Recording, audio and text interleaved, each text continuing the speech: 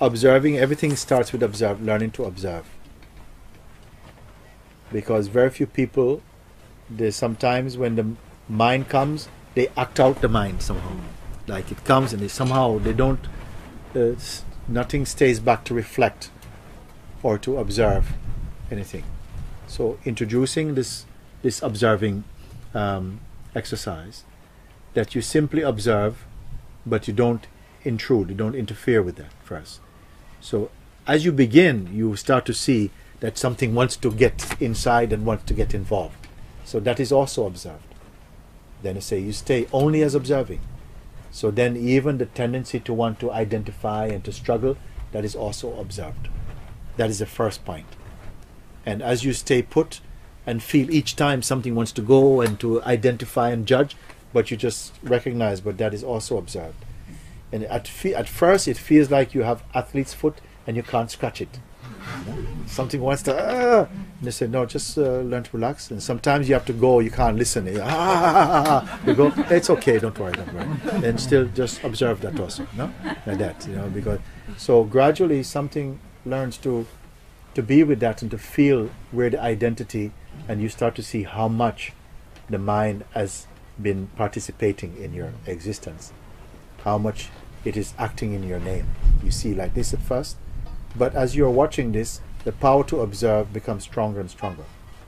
Now, what is the purpose of observing? Purpose of observing is not that you're going to spend the rest of your life observing, because that's going to be tiring. What happens after a certain point is you come to see that all that you observe is impermanent. That is a fundamental thing. That all of it, it's random also. That the mind is not making sense. Sometimes you're just quiet, sitting there and just being in emptiness or something. And then pink shoes comes up, and then the attention, pink shoes. And then muesli. And then some face of some friend that you haven't seen for 20 years.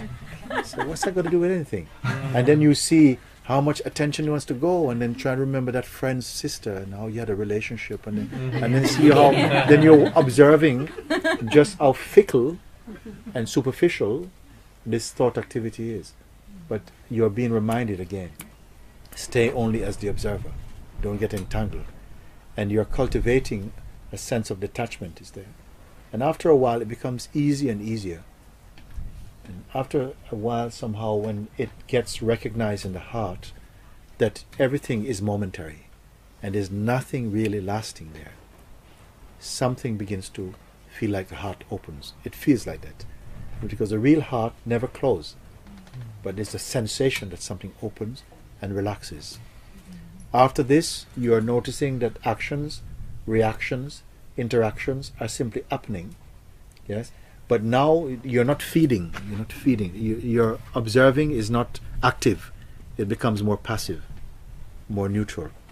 So things are allowed just to sprout. Even the mind is coming. But you stop being the traffic policeman in your own head. You just let it happen. So rather than trying to stop a thought from happening, which just makes it more strong, you see?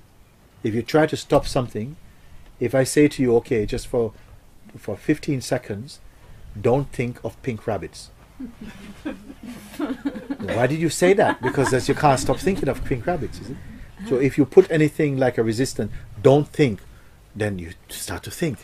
So then, no, I say, let thoughts come, but simply stay as the weakness of them. Don't identify it. And this becomes easier for you. Then you realize that thoughts by themselves are not your enemy. You see? Then you become aware of just a space of being. That which is resonating inside the body as the sense I am. The sense of presence.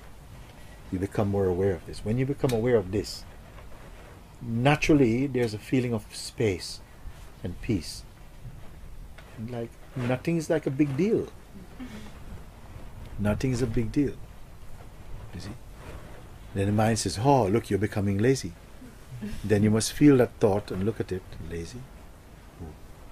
Then discard it. You see? Because if you buy it, then you're going to have to take care of you trying not to be lazy. So you stop purchasing these thoughts. It's such a powerful thing, you see. So this tree of observing, you see, it bears immediate fruits. Immediately you start to feel a space of being. And in a short time, anybody who follow it, they start to write letters like some of these you write. Not, some of them is just pure trouble. Oh, my mind, and I don't know what to do, and the world, and no, not this space. You have to get out of that. Because that feels real, but when you check back, it is not real. It's created in the mind somehow also. Leave the world alone. Just focus on who sees the world. What is seeing this. You see? And gradually you may come, at first some of these questions that don't make sense to you because you're not accustomed to them. You are not accustomed to questioning ourselves. You question other people, but yourself you don't question. So when you get used to the beauty of looking and putting attention on your inmost being, and only that, and somehow with that self-focusing, illuminations come inside very smoothly. A lightness of being is being made manifest, you see. And even from this day, you go home from here, what have you done? Not anything at all. But somehow your consciousness is reorientating itself somehow. And more space is opening up. You have to feel somehow the mysticality of being. There's a kind of vibration. It's not mental. Maybe you feel, I don't know what I feel. I don't know what I feel anymore. I said, boy, this is very promising. I don't know anything anymore. But something wants to say, look, you see, you're losing your brain. Huh? I said, no, you're not losing your brain, you're losing your mind. Okay? It is okay. And something, all education say, no, this is not good. This is not good. You should be worried. But when you pay attention to the feeling, something feels, but this is okay. Something feels very good. Very healthy, very calm. So somehow inside a subtle choice is made to go with the mind that's going naughty, naughty, naughty. Look, you should be guilty. Why are you doing? You're letting the side down. You should fight, work and strive. And something is going.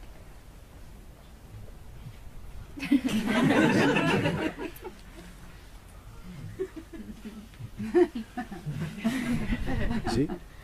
So for a while some movement is there. Should I go with this mind? Because that's what you've gone with for so long. You know the voice. It gets you into a busy state, agitated state, but it leaves you with the feeling that you're doing something with your life. The other one, you're not doing anything for life. You are alive. So, wow, but where's my responsibility? Well, you are alive.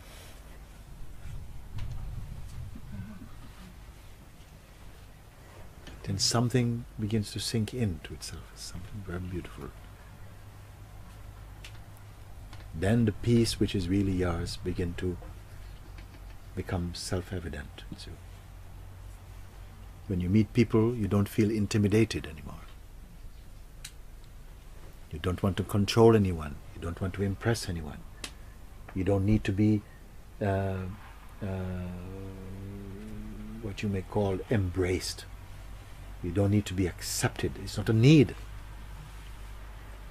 If people reject, somehow something feels a little pain, but that's okay. It doesn't take away this. How much wider your life is. And then at some point you may find something just says, take me. Yes. Yes. Then you are not anymore explainable. You see, many people might think they know you, but when they speak you realize that they don't know. How can they know me? How can you come to the end of me? What is here? The you that you know is only your projection, you see. But you don't feel bitter about it. You understand that that is the nature of the mind also. You're not predictable, but also not unreliable. But you're not looking for anything, you see. Nobody can say how your being will express itself. But you will not want to go back to your mind. You will not be able to fit into your mind. It will be too small. It will be too small.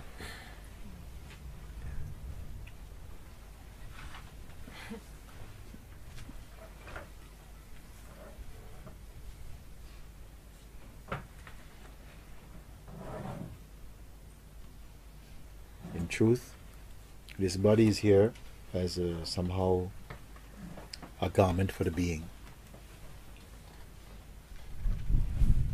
But the beingness has no size. It is sizeless. It has no beginning, it has no end.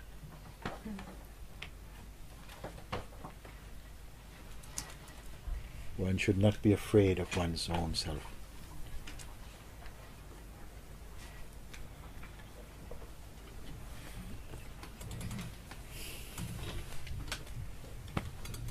Thank